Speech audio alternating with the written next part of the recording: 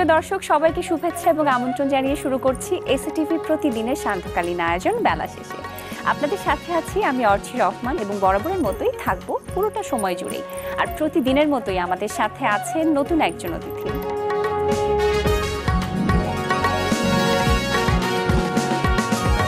প্রিয় দর্শক, আজ আমাদের সাথে স্টুডিওতে আছেন চিত্রনায়িকা অধরা। চলে যাচ্ছি তার কাছে। কেমন আছেন অধরা? ভালো আছে এবং অনেক অনেক শুভেচ্ছা আমন্ত্রণ জানাচ্ছি আমাদের বেলা শেষের আয়োজনে। অনেক ধন্যবাদ আপনাদেরকে। ভালো আছেন এটা কিন্তু জানি, কারণ একই সাথে আমরা পেতে যাচ্ছি দুটো চলচ্চিত্র, যেটা অনেক বেশি নার্ভাস থাকার কথা আর ভালো থাকার কথা। এই মুহূর্তের অনুভূতিটা আসলে কি? আসলে হয় কি, প্রশ্ন যখন করা হয় কেমন আছেন, তখন তো আসলে বলা যায় না যে ভালো আছে, হ্যাঁ কিছু আসলে বলতে হয় ভালো আছে। দুটো প্রজেক্টের সাথে আপনি যুক্ত হলেন কি করে? মাতাল এবং নায়ক দুটো চলচ্চিত্রের নাম, কিভাবে যুক্ত হলেন? অ্যাকচুয়ালি আমার মাতাল এবং নায়ক হচ্ছে আমার ক্যারিয়ারের দ্বিতীয় এবং তৃতীয় ছবি। আচ্ছা। আমার প্রথম মুভি যেটা পাগলের মতো ভালোবাসি, ওটা এখনো রিলিজ হয়নি। আচ্ছা। তো আমার ইন্ডাস্ট্রিতে আসলে আমার ইন্ট্রোডিউসার হচ্ছেন শাহিন সুমন ভাই, ডিরেক্টর। উনি আমার ফার্স্ট মুভির ডিরেক্টর অ্যান্ড সেকেন্ড মুভি মাতালেরও ডিরেক্টর উনি। আচ্ছা। অ্যান্ড দেন ওখান থেকে কাজ করতে করতে হচ্ছে গিয়ে ইস্পাহানি আরিফ ভাইরা যখন একটা ছবি করবে, ওনারা দীর্ঘদিন পর ছবি করতে চাচ্ছিল, কাজ করতে চাচ্ছিল, প্রায় it's about last of 3 years. So ওনারা চাচ্ছিলেন একটা নতুন মুখ নিয়ে কাজ করার জন্য। তো যখন আমি কাজ করছিলাম শাহিন ভাইদের সাথে, তো ওই রেফারেন্সটা হয় না যে দেখে পছন্দ হওয়া, বাকি বিষয়টা এরকম ছিল আসলে।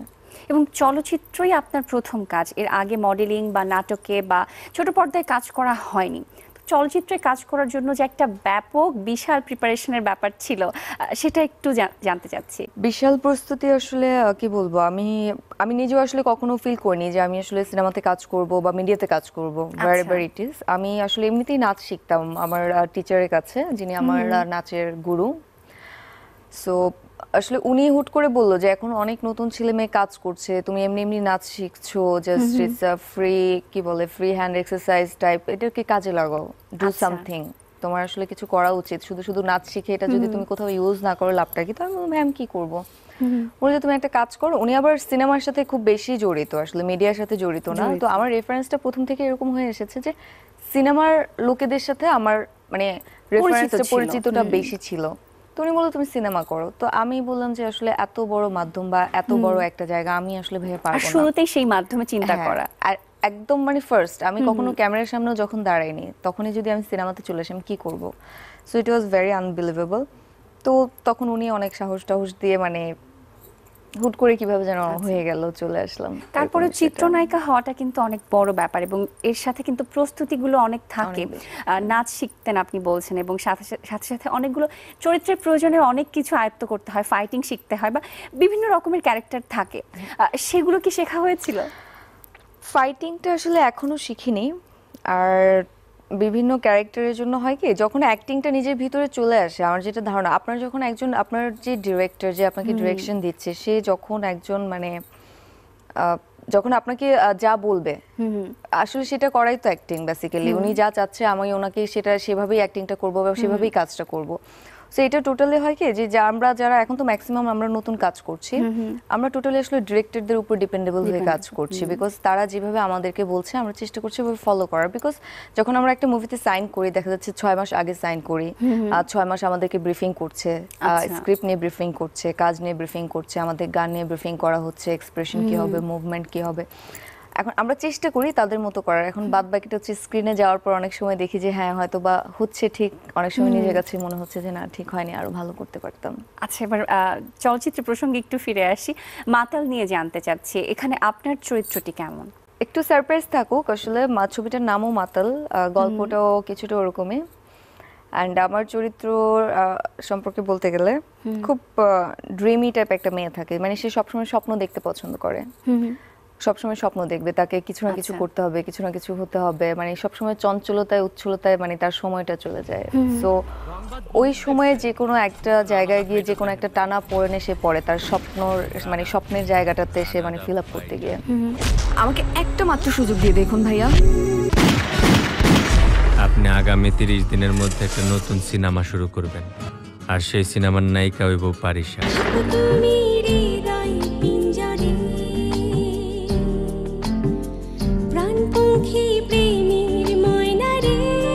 পারিশা আমার জীবনে বিশাল বড় এক ঝড়, আমারে এক পলকে ওলট পালট কইরা দিছে। তোর মতো একটা বন্ধু থাকতে রানার মতো একটা জুনিয়র পোলা আমারে মারা গেল। এই নোয়াখালীর আন্ডার এস্টিমেট করেননি, হ্যাঁ? আর নোয়াখালী জেলা ফ্যাক্টর রানা পিরিশ হয়ে যাবো, পিরিশ। আরে ওই তুই তো পিস্তল দিয়ে মানুষ মারস, আর আমি দাঁত দিয়ে চাবাইয়া মানুষ খায় পালাই। রানা, চিপন যা বলেছিল তাই ঠিক। তুমি সত্যি সত্যি একজন সন্ত্রাসী। একটা কবিতা লিখতে পারি না। আমার মাতাল ছবিতে কোয়ার্টিস্ট হিসেবে আছে সাইমন সাদিক, শিপন মিত্র, আর হচ্ছে গিয়ে অরিন আপু, মিশা সওদাগর ভাই আছেন, জয়রাজ আছে, বর্দা মিঠুদা আছেন। আচ্ছা, অনেকেই এবং আছে। পরিচালক হিসেবে কাকে পেয়েছে? পরিচালক হিসেবে আমি আগে বলেছি, আবার বলছি, আমার মাতাল ছবির ডিরেক্টর হচ্ছে শাহিন সুমন ভাই। আচ্ছা, এবং কতদিন সময় লেগেছিল চলচ্চিত্রটির কাজ শেষ করতে?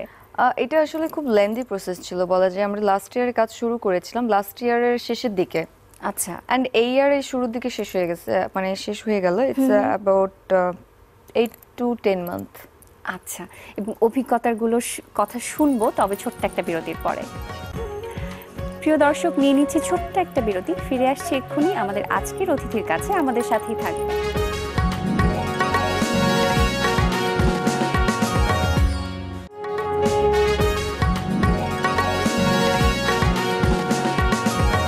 প্রিয় দর্শক, বিরতির পর আবারও ফিরে এলাম বেলা শেষের আজকের এই আয়োজনে। আপনাদের সাথে আছি আমি অর্চি রহমান, এবং আমাদের সাথে আছেন চিত্রনায়িকা অধরা।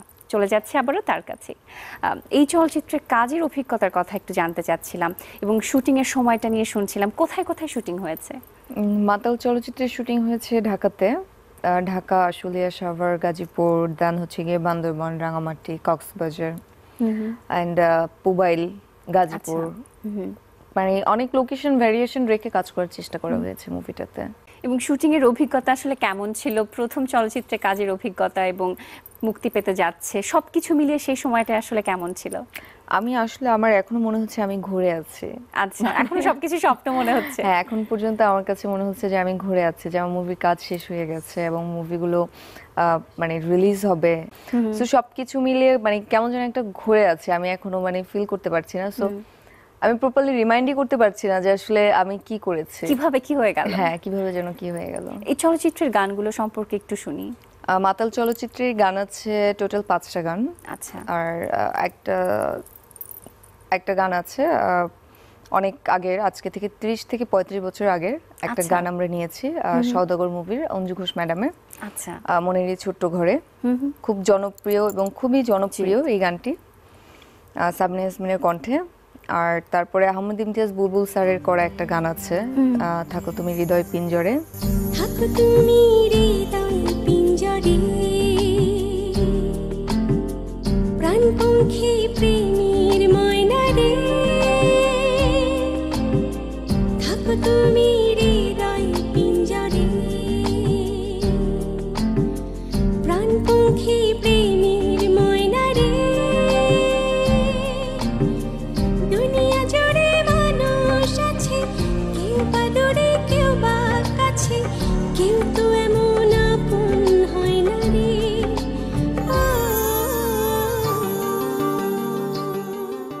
টোটাল 3টা রোমান্টিক গান আছে আর 2টো খুব এন্টারটেইনিং গান আচ্ছা। আছে, খুব নাচের সং বলা যায়। এবং সেক্ষেত্রে নিশ্চয়ই আপনার কাজটা অনেক ইজি ছিল না? গানগুলোর অভিজ্ঞতা, গানগুলোতে কাজ করার অভিজ্ঞতা কেমন ছিল? খুব ইজি আসলে ছিল না গানের কাজগুলো করাতে। ওখানে হচ্ছে কি যে আগের দিনে যে গানটা ছিল, যেমন অঞ্জু ম্যাডামের যে গানটা ছিল, সো অঞ্জু ম্যাম তো she is a star, she is a superstar from our country. So ওনার গানটা যখন আবার আমরা নিলাম আমাদের ছবিতে, so it was a challenge. I don't know আসলে আমি কি করেছি, বাট এই গানটা করতে গিয়ে আমাদের, বিশেষ করে আমাকে এবং আমাদের যারা কোরিওগ্রাফার ছিল, প্রচন্ড রকম কষ্ট করতে হয়েছে। সকাল 9টা থেকে সন্ধ্যা 7টা পর্যন্ত পানিতে ভিজে গানটা করতে হয়েছে, এবং সেটা সমুদ্রের পানিতে। আচ্ছা, so it was very tough. আচ্ছা, এই মাতালের গল্পে আবারও ফিরবো, তবে নায়কের গল্পে একটু যেতে চাচ্ছি। এই গল্পটি নাম শুনে একটু বুঝতে পারছি কি হতে পারে, কিন্তু তারপরে আপনার মুখে একটু জানতে চাই। আসলে গল্পের নামের সাথে ইটস কোয়াইট ডিফারেন্ট ফ্রম। মিল নেই? মিল একেবারে নেই তাও না, খুব যে আচ্ছা। মিল আছে তাও না, কারণ আচ্ছা। গল্পের সাথে নামের সাথে তো কিছুটা মিল অবশ্যই থাকতে হবে। এটা আসলে একটি অগোছালো ছেলে এবং খুব গোছালো একটি মেয়ের গল্প। আচ্ছা, এবং আপনার চরিত্র? খুব গোছালো, শান্তশিষ্ট, লক্ষ্মী একটা মেয়ে। তোমার নামটা যেন কি? অন্তু। তোমার চেহারা যে এক্সট্রা অর্ডিনারি অথবা অসাম সেটা কিন্তু না, তুমি আমার কাছে স্পেশাল। আমার সাথে ফাজলামো করছো? মনে করো আমি তোমাকে ভালোবেসেই ফেলেছি, তুমি আমাকে আনডাউটলি ভালোবাসতে পারো। দেখে গেছে লেগে চোখে ট্রাফিক জ্যাম, হয়ে গেছি ফিদা আমি, হয়ে গেছে তুমি না একদম রোমান্টিক না। রোমান্টিকতা ছাড়া মানুষ বেঁচে থাকতে পারে, কিন্তু ভালোবাসা ছাড়া কেউ বেঁচে থাকতে পারে না। কাটে না গো আমি যে তো ওই রূপে ক্রাশ খেয়েছি। আমি তোর ভালোবাসা মেরে ফেলতে চাই না, ওর বাবা মাকে যেন বিয়ের কথা বলার জন্য আসতে বলে। তুমি আমার ভালোবাসাটাকে রিজেক্ট করেছো। আমি তোমাকে যতটা ভালোবাসতাম আজকের পর থেকে ঠিক ততটাই ঘৃণা করব। নায়ক ছবির ডিরেক্টর হচ্ছেন ইস্পাহানি আরিফ জাহান স্যার, আর আমার কোয়ার্টিস্ট হিসেবে আছে বাপ্পি চৌধুরী, আর আমান রেজা, আমার বড় বোনের ক্যারেক্টারে আছেন মৌসুমী আপু, অ্যান্ড অনেকেই আছেন আরও। সো সবচেয়ে বেশি অভিজ্ঞতা ভালো বলতে গেলে আসলে আমার একদম লিড কোয়ার্টিস্ট যারা ছিল, they was very supportive and it was very unbelievable যে তারা আমার এত সিনিয়র হয়ে এত জনপ্রিয় হয়েও আমি নতুন, তারপরেও তারা আমাকে যে কেয়ারটা করেছে, যে সাপোর্টটা আমাকে দিয়েছে, I am really grateful to them. অবশ্যই। এবং প্রথম দিন তাদের সামনে যখন কাজ করতে গিয়েছেন বা ক্যামেরার সামনে দাঁড়িয়েছিলেন, সেই অভিজ্ঞতা কি এখনো মনে আছে? হ্যাঁ, সেটা আছে। আমি যখন ফার্স্ট মৌসুমী আপুর সাথে কাজ করতে ক্যামেরার সামনে দাঁড়ালাম, আমি আসলে খুব নার্ভাস ছিলাম। অবশ্যই আমি এত বেশি নার্ভাস ছিলাম because she is like my dream girl. So আমি খুব বেশি নার্ভাস ছিলাম, এবং আমি হচ্ছে তার ছোট বোনের ক্যারেক্টারটা আমাকে প্লে করতে হয়েছে। সো আমি আসলে ভাবছিলাম যে কিভাবে সম্ভব, মানে এটা কিভাবে হবে। সো মৌসুমী আপু আমাকে বারবার বলে দিচ্ছিল, তুমি এভাবে করো, তুমি ওভাবে করো, তুমি কি নার্ভাস হচ্ছ, তুমি কি ভয় পাচ্ছ? আমি বলছিলাম যে না আপু, আমি ভয় পাচ্ছি না। আবার যখন দেখা যাচ্ছে যে কাজটা করার সময় আপুর গায়ে হাত দিতে হবে বা হাত ধরতে হবে বা কাঁধে হাত দিয়ে কথা বলতে হবে, তখন আমি এবার আস্তে আস্তে বলছি আমার তো ভয় লাগতেছে, আমি এখন কি করবো। এই নায়কের শুটিং কোথায় কোথায় হয়েছে? নায়কের শুটিং আমরা হচ্ছে কি একদম নিউলি সেট করে, আমরা ম্যাক্সিমাম কাজ নায়কের কাজ করা হয়েছে একদম ক্যাটালগ থেকে সেট দেখে দেখে স্ক্রিপ্টের সাথে মিক্স আপ করে। আচ্ছা, এফডিসিতে কাজ করেছি আমরা সেট বানিয়ে, অ্যান্ড দেন হচ্ছে গিয়ে কক্সবাজার, রাঙামাটি, বান্দরবান যখন আমরা গানগুলো করেছি। আমাদের গানের কোরিওগ্রাফিতে আছেন। সব শুটিং দেশেই হয়েছে? সব শুটিং দেশেই হয়েছে, বাট বেস্ট লোকেশনে। চমৎকার। এবং গানের কথা শুনছিলাম, গানগুলো কোথায় কোথায় কাজ করেছেন? গানের কাজগুলো আমরা ম্যাক্সিমাম কক্সবাজার, রাঙামাটি, বান্দরবান, আর হচ্ছে গিয়ে ওদিকে আরেকটা কোথায় যেন আছে সোনাদিয়া দ্বীপ, মানে খুব সুন্দর একটা জায়গা আছে। সো ওই জায়গাগুলোতে আমরা গানের কাজগুলো করেছি। আর আমাদের গানের কোরিওগ্রাফিতে ছিলেন মুম্বাইয়ের বাবা যাদব। আচ্ছা। আর আমাদের বাংলাদেশ থেকে ছিলেন আমাদের বেস্ট ন্যাশনাল অ্যাওয়ার্ড প্রাপ্ত হচ্ছে গিয়ে মাসুম বাবু স্যার, এবং আরেকজন ছিলেন উনিও খুব ভালো কোরিওগ্রাফার, হাবিব ভাই। বাহ, চমৎকার। এবং পছন্দের গান কোনটি সেটা জানতে চাবো এবং সেটার অভিজ্ঞতা শুনতে চাবো। তবে ছোট্ট একটা বিরতির সময় হয়ে গেছে আবারও। প্রিয় দর্শক, আবারও নিয়ে নিচ্ছি ছোট্ট আরেকটা বিরতি। ফিরে আসছি আবারও আমাদের আজকের অতিথির কাছে, আমাদের সাথেই থাকবেন।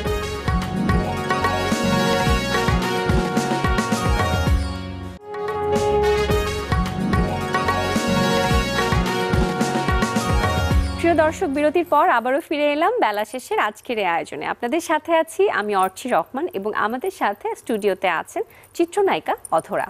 চলে যাচ্ছে আবারও তার কাছেই। গানগুলোর গল্প শুনছিলাম, এবং পছন্দের গান কোনটি সেটা কিন্তু বলা হচ্ছে না।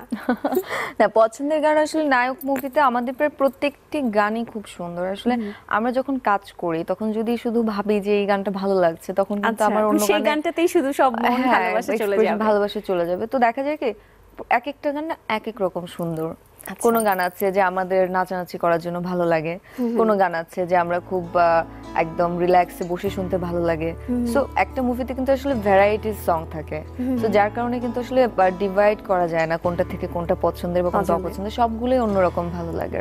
আমি বলতে পারি না প্রিয় গুছিয়ে কথা, যে থাকি অকারণ, ভাবি শুধু অযথা। তবে আমার কি দোষ বলো, বলো বলো তুমি বলো।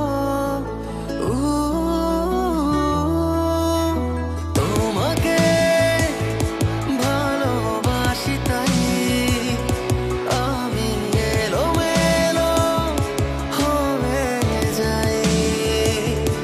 ও তোমাকে ভালোবাসি তাই আমি এলোমেলো হয়ে আমাদের একটা নাচের গান ছিল, তো নাচের একটা পার্ট করার পরে ওই দিনই লাস্ট ছিল। তো আমরা হচ্ছে বিচে সি বাইকগুলো যে আছে, সি বাইকগুলো চালিয়ে বাপি ভাইয়া যাচ্ছিল, আমি ওনার পিছনে বসা। আচ্ছা, তো এমন ভাবে বিচ থেকে মানে বালি ছিটে এসে আমাদের পুরো শরীর ভরে গেছে। তো বাপি ভাই বাইক সহ এসে আমাদের যে ক্যামেরাম্যান ছিল মজনু ভাই, ওনাকে বললো যে আমাদের কি প্যাক আপ? তো মজনু ভাই বলছে যে হ্যাঁ প্যাক আপ, মানে উনি প্যাক আপ বলছে হচ্ছে কি আসলে ওই শটটা ওকে হয়ে গেছে। তো বাপি ভাই করছে কি গাড়ির টান দিয়ে আমরা চলে গেছি, একদম আমরা ডিরেক্টলি গিয়ে শুটিং এর গাড়িতে উঠে গেছি যে আমরা বাসায় চলে যাবো। দেন ওখান থেকে কোরিওগ্রাফার ফোন দিয়ে এমন বকা দেওয়া শুরু করলো আমাদের যে তোমরা কি আমাদেরকে জিজ্ঞাসা করে গেছো। আচ্ছা, এই যে শুটিং এর যে অভিজ্ঞতাগুলো থাকছে এবং অনেক সময় অনেক ডিফিকাল্ট সিচুয়েশনে পড়তে হচ্ছে, সেগুলো কি করে হ্যান্ডেল করা হয়? আসলে হয় যে কোনো জিনিসে ডিফিকাল্টিস থাকবে, এটা খুব স্বাভাবিক একটা বিষয়। সো হ্যান্ডেল করার বিষয় না, অ্যাডজাস্টমেন্টের একটা বড় বিষয় থাকে, যে কোনো সমস্যার সাথে আসলে সমস্যা তো হবেই, স্বাভাবিক বিষয়। আমি ব্যক্তিগতভাবে মনে করি যে সমস্যাকে এড়িয়ে যাওয়ার কিছু নেই, ফেস করতে হবে। অবশ্যই। এবং এই দুটো চলচ্চিত্রের গল্প তো শুনছিলাম, পাশাপাশি নিশ্চয়ই চলচ্চিত্র নিয়েই অন্যান্য ভাবনা আছে, পরিকল্পনা আছে, সেগুলো কি? আসলে এই মুহূর্তে আমি আমার মুভি রিলিজ নিয়ে এতটাই ব্যস্ত, এমনিতেও আমার অন্যান্য মুভির কথা চলছে এবং খুব কি বলে একদম লিখিত চুক্তি হওয়া আছে আমার ড্রিম গার্ল নামে ইস্পানি আরিফ জাহান স্যারদের আরেকটি সিনেমার। এর বাইরেও কিছু কাজের কথা হচ্ছে। এখন জাস্ট পরিকল্পনা বলতে গেলে কি মানে আমি সিনেমা নিয়েই ভাবছি, আমি এমন ভাবে সিনেমাতে আস্তে আস্তে ইনভলভ হয়ে যাচ্ছি যে মানে এর বাইরে আমি আর কিছু ভাবছি না। যদি আমি প্রফেশনাল ভাবে কিছু কাজ করতে চাই বা কিছু, এই জায়গাটাতে আমি চাচ্ছি যে শুধু চলচ্চিত্রেই আপনি কাজ করতে চান এই মুহূর্তে। এবং কোন রকমের চরিত্রের প্রতি কি ভালোবাসা, ভালো লাগা আছে? বিশেষ কোন চরিত্রের কথা কিন্তু সবসময়ই মনের মধ্যে থাকে সব অভিনয় শিল্পীদের, আপনার ক্ষেত্রে সেটা কোন চরিত্র হবে? আসলে আমার অনেকগুলো চরিত্রের প্রতি আমার অনেক দুর্বলতা আছে। আচ্ছা, আর সেদিক থেকে বলতে গেলে আমাদের অনেক পুরনো ছবি আছে, যেমন শাবানা ম্যাডামের ভাত দে, আচ্ছা, তারপরে হচ্ছে পদ্মা নদীর মাঝি, তারপরে ববিতা ম্যাডামের একটা ছবি আছে বিরাজ বউ, তারপরে পোকামাকড়ের ঘর বসতি, অনেকগুলো আসলে ক্যারেক্টার, বিকজ আমাদের দেশে আগে এত ভালো ভালো ছবি হতো। হ্যাঁ, এবং যেহেতু আপনি নতুন কাজ করছেন এবং সামনে অবশ্যই আরো কাজ করবেন, আপনি কি কাউকে আইডল মানেন? আইডল তো অবশ্যই মানে, বিকজ কাউকে আইডল না মানলে তো আসলে আগানো যাবে না। আমার কাউকে না কাউকে ফলো করতেই হবে। নিজে থেকে অবশ্যই অনেক কিছুই করার চেষ্টা করি, তারপরে আমি আইডল হিসেবে যদি বলতে যাই এখন অবশ্যই মৌসুমী আপুকে। আই লাভ হার, রেসপেক্ট হার, এবং তার প্রত্যেকটা স্টেপ আমার খুব ভালো লাগে, সে যাই করে আমার কাছে ভালো লাগে। শাবনুর আপু আছেন, আরো তো আছে না, ওনাদের চেয়েও ফলো করা হয় তাদেরকে। এবং এখন চলচ্চিত্রের কাজ নিয়ে আপনি ব্যস্ত আছেন, পরিবার থেকে কেমন সাপোর্ট পাচ্ছেন, যেহেতু আপনি ফার্স্টে চলচ্চিত্র দিয়ে কাজ শুরু করেছেন? হ্যাঁ, দ্যাটস ট্রু। পারিবারিকভাবে বলতে গেলে আসলে আমার ফ্যামিলি থেকে এখনো বাধা কিছুটা আছে, মানে তারা আসলে এখনো ফিল করছে না যে আমি এটাকে প্রফেশনালি নিতে চাচ্ছি। তাদের কথা হচ্ছে ঠিক আছে কাজ করছো, দেখো কি হয়, but do not take any decision right now. কারণ প্রত্যেকটা কাজের ক্ষেত্রে কিন্তু প্রথম একটু বাধা আসে, তারপরে আস্তে আস্তে সময়টা যত যায় তত হয়তো কাজের প্রতি রেসপেক্টটা চলে আসে। হ্যাঁ, এবং এই মুহূর্তে আর কি পরিকল্পনা করছেন? এই মুহূর্তে আসলে আমি জাস্ট এই মুহূর্তে আমার সিনেমা রিলিজিং এর বিষয়টা আমার মাথায় ঘুরছে, আর কিছু কাজ করছি না। এবং আপনার নিশ্চয়ই দর্শকের থেকে কিছু প্রত্যাশা আছে, সেই প্রত্যাশার জায়গা থেকে একটু জানতে চাচ্ছি যে দর্শক কেন এই দুটো ছবি দেখতে হলে যাবে? আসলে দিন শেষে হয় কি, আমরা যারা কাজ করি একদম প্রোডিউসার থেকে শুরু করে আর টেকনিশিয়ান পর্যন্ত, যেমন আমাদের প্রোডিউসার কিন্তু ইনভেস্ট করে শুধুমাত্র দর্শকদের জন্য। আমরা কিন্তু ওভারঅল দিন শেষে দর্শকের উপর ডিপেন্ডেবল, তাই না? যেমন আমাদের প্রোডিউসার ইনভেস্ট করেছে, আমাদের ডিরেক্টর একটা ছবি বানিয়েছে, তার অনেক কষ্ট, অনেক শ্রম, অনেক মেধা, ওভারঅল সবকিছু কিন্তু দর্শককে আনন্দ দেওয়ার জন্য, তাদের এন্টারটেইনমেন্টের জন্য, এবং তাদের চাওয়ার উপর ভিত্তি করেই কিন্তু আমাদের ছবিগুলো নির্মাণ হয়েছে। এবং আমরা বিশ্বাস করি ওনাদের চাওয়ার কারণে আমরা যে কাজটা করেছি, এবং আমাদের চাওয়া থাকবে ওনারা যেন হলে যায়, ছবিগুলো দেখে এবং আমাদের বিশ্বাস দেখবে। এই যে আপনি চিত্রনায়িকা হয়েছেন এবং আপনি এখন কাজ করছেন, আরো কাজ করবেন, বা আপনাকে দেখে যদি কেউ স্বপ্ন দেখে চিত্রনায়িকা হবার বা আপনার মতো হবার, সেক্ষেত্রে তাকে আপনি কি বলবেন, কোন ওয়েতে সে চিত্রনায়িকা হতে পারে? আসলে আমার জায়গা থেকে এই কোশ্চেনটা খুব বেশি কি বলে আপনাকে দেখে নিশ্চয়ই স্বপ্ন দেখতেই পারে কেউ। এই স্বপ্ন দেখতেই পারে। হয়ে গেছে কি এখন মানে আমি এতই নিউ এখানে, মানে আমি নিজেই নতুন, আমি আরেকজনকে কি সাজেস্ট করব, বিষয়টা এখন এরকম লাগছে। হয়তো আমি যখন এক্সপেরিয়েন্সড হব আমি অবশ্যই তখন তাকে বলতে পারবো। তবে এখন নতুন হিসেবে যেটা বলতে চাইবো যে কেউ যদি কাজ করতে চায়, আমি জানি না চিত্রনায়িকা হতে চায় বা চলচ্চিত্র অভিনেত্রী হতে চায়, তারা যেন প্রপার ওয়েতে কাজ করতে আসে এবং অবশ্যই যেন প্রফেশনালিজম ভাবে আসে। যারা প্রফেশনাল, হ্যাঁ জেনে বুঝে আসে, যারা প্রফেশনাল ডিরেক্টর প্রোডিউসার তাদের সাথে যেন যোগাযোগ করে কাজ করতে আসে। বাহ, চমৎকার। এবং আশা করছি আপনাকে দেখে যারা স্বপ্ন দেখে টিভি সেটের সামনে আজকে যারা বসে আছে তারা নিশ্চয়ই শুনতে পারলো আপনার কথাটি, এবং অনেক অনেক শুভকামনা জানাচ্ছি দুটো চলচ্চিত্রের জন্য নয়, শুধু সামনের আরো অনেকগুলো কাজের জন্য। অনেক অনেক ব্যবসা সফল হোক আমরা আশা করছি। অনেক অনেক ধন্যবাদ। প্রিয় দর্শক, আজকের মতো এখানেই শেষ করছি বেলা শেষের আয়োজন। আবারও দেখা হবে নতুন আরেকটি দিনে নতুন আরেকজন অতিথিকে সাথে নিয়ে। সে পর্যন্ত সবাই ভালো থাকবেন, সুন্দর থাকবেন, সুস্থ থাকবেন এবং এসিটিভির পর্দায় চোখ রাখবেন।